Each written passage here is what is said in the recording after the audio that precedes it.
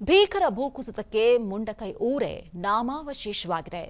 ಮನೆಗಳಿದ್ದ ಮುಂಡಕೈನಲ್ಲಿ ಈಗ ಬಂಡೆಗಳದೇ ಸಾಮ್ರಾಜ್ಯ ಆಗೋಗಿದೆ. ಮನೆಗಳೇ ಕಾಣಿಸ್ತಾ ಇಲ್ಲ, ಕಂಪ್ಲೀಟ್ ಆಗಿ ಬಂಡೆಗಳಿಂದ ಆ ಊರೇ ಮುಚ್ಚಿ ಹೋಗಿದೆ. ಎಲ್ಲೆಲ್ಲೂ ನೀರು, ಬಂಡೆಗಳದೇ ಕಾರುಬಾರಾಗಿದೆ. ಎಲ್ಲಿ ನೋಡಿದ್ರೂ ಕೂಡ ರಾಶಿ ರಾಶಿ ಬಂಡೆಗಳು ಕಾಣಿಸ್ತಾ ಇದೆ. ಸುಂದರವಾಗಿದ್ದಂತಹ ಊರು, ನೋಡೋದಕ್ಕೆ ಹಸಿರಿನಿಂದ ಕೂಡಿದಂತಹ ಊರು ಇವತ್ತು ಕಂಪ್ಲೀಟ್ ಆಗಿ ಬಂಡೆಯಿಂದ ಆವರಿಸಿ ಹೋಗಿದೆ.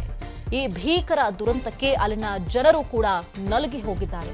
ತಮ್ಮ ಕುಟುಂಬಗಳನ್ನ ಕಳೆದುಕೊಂಡು ಇವತ್ತು ಪರಿತಪಿಸ್ತಾ ಇದ್ದಾರೆ. ಕುಟುಂಬದಲ್ಲಿ ಒಬ್ಬರು ಬದುಕಿದ್ರೆ ಸಾಕಷ್ಟು ಮಂದಿ ಸಾವನ್ನಪ್ಪಿದ್ದಾರೆ. ಒಬ್ಬಂಟಿಯಾಗಿರುವಂತಹ ಸಿಚುವೇಶನ್ ಇವತ್ತು ಕ್ರಿಯೇಟ್ ಆಗಿದೆ.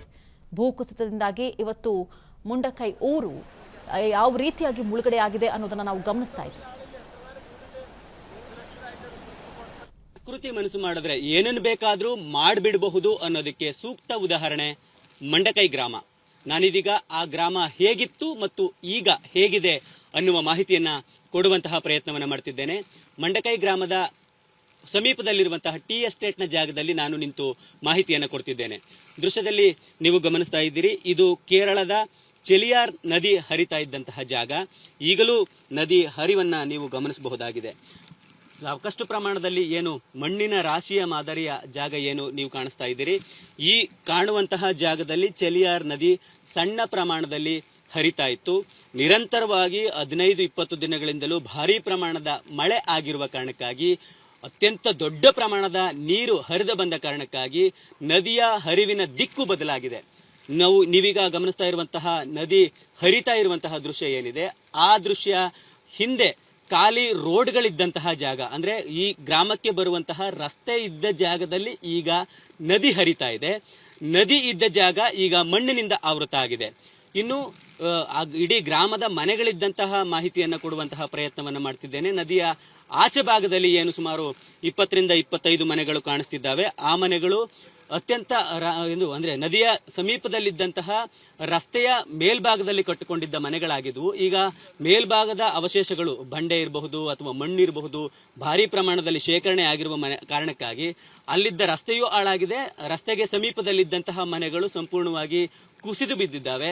ಕೆಲವು ಮನೆಗಳು ಉಳಿದುಕೊಂಡಿದ್ದಾವೆ. ಆದ್ರೆ ಆ ಮನೆಗಳಲ್ಲಿ ಈಗ ತಳಪಾಯ ಸೇರಿದಂತೆ ಅದರ ಅಕ್ಕಪಕ್ಕದ ಜಾಗ ಕೊಚ್ಚಿ ಹೋಗಿರುವ ಕಾರಣಕ್ಕಾಗಿ ಆ ಮನೆಗಳು ವಾಸಕ್ಕೆ ಖಂಡಿತವಾಗಿಯೂ ಯೋಗ್ಯ ಅಲ್ಲ ಅನ್ನೋದು ಈ ಮೇಲ್ನೋಟಕ್ಕೆ ಕಾಣಿಸ್ತಾ ಇದೆ. ಇನ್ನು ನದಿ ಹರಿವು ದಿಕ್ಕಿನ ಬದಲಿಸಿರೋದನ್ನ ನೀವು ಈಗಾಗಲೇ ಮಾಹಿತಿಯನ್ನು ಕೊಟ್ಟಿದ್ದೇನೆ. ಮೊದಲು ಈಗ ನೀರು ಹರಿತಾ ಇದೆಯಲ್ಲ, ಅದರ ಮೇಲ್ಭಾಗದಲ್ಲಿ ಒಂದು ಒಂಟಿ ಮರವನ್ನ ನೀವು ಗಮನಿಸಬಹುದು. ಆ ಒಂಟಿ ಮರದ ಇನ್ನೂ ಮುಂದುವರೆದ ಜಾಗ ಏನಿದೆ, ಅಂದ್ರೆ ಈ ಕಡೆಗೆ ಏನಿದೆ, ಆ ಭಾಗದಲ್ಲಿ ನೀರು ಹರಿತಾ ಇತ್ತು. ಇನ್ನು ಅದರ ಮೇಲ್ಭಾಗದಲ್ಲಿ ನನ್ನ ಎಡಭಾಗಕ್ಕೆ ನೀವು ಗಮನಿಸಬಹುದು, ಈಗೇನು ಸಂಪೂರ್ಣವಾಗಿ ಖಾಲಿಯಾಗಿ ಕೇವಲ ಮಣ್ಣು ಮಾತ್ರ ಕಾಣಿಸ್ತಾ ಇದೆ.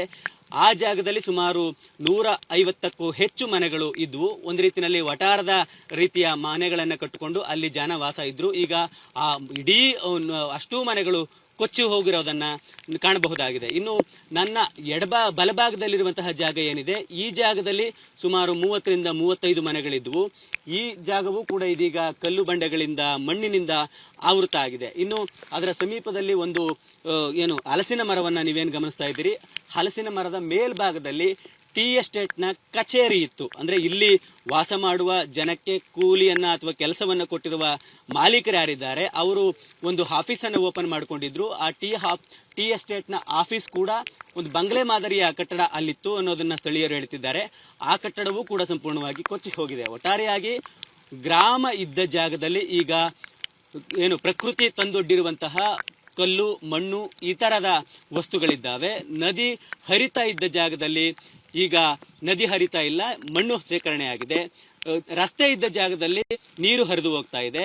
ಗ್ರಾಮ ಇತ್ತು ಅನ್ನೋದಕ್ಕೆ ಆ ಮುರುಕಲು ಮನೆಗಳು ಮಾತ್ರ ಸಾಕ್ಷಿಯಾಗಿದ್ದಾವೆ.